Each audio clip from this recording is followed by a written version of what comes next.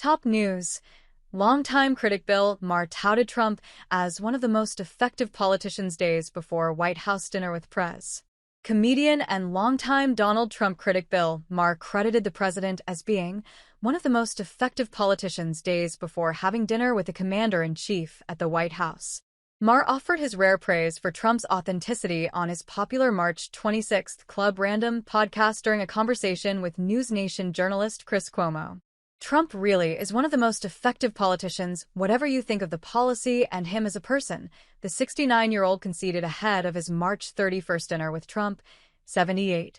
Just as a politician, just understanding that you should always lean into being more who you are, he continued. The people are not savvy about issues, but they smell a phony a mile away, and that kind of nobody else does it.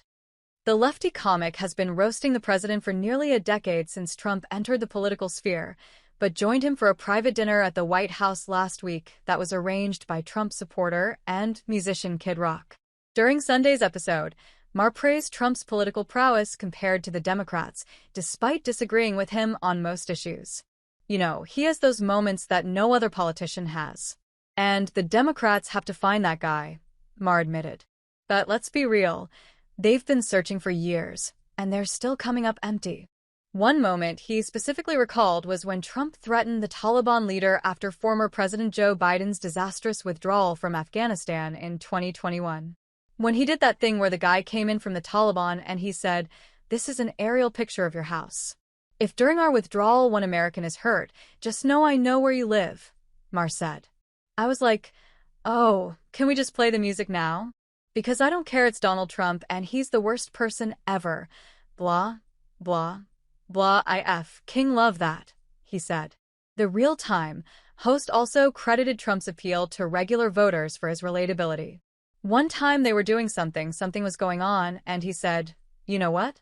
When you come after New York, you gotta go through me." It's like, oh, hometown boy, he remarked.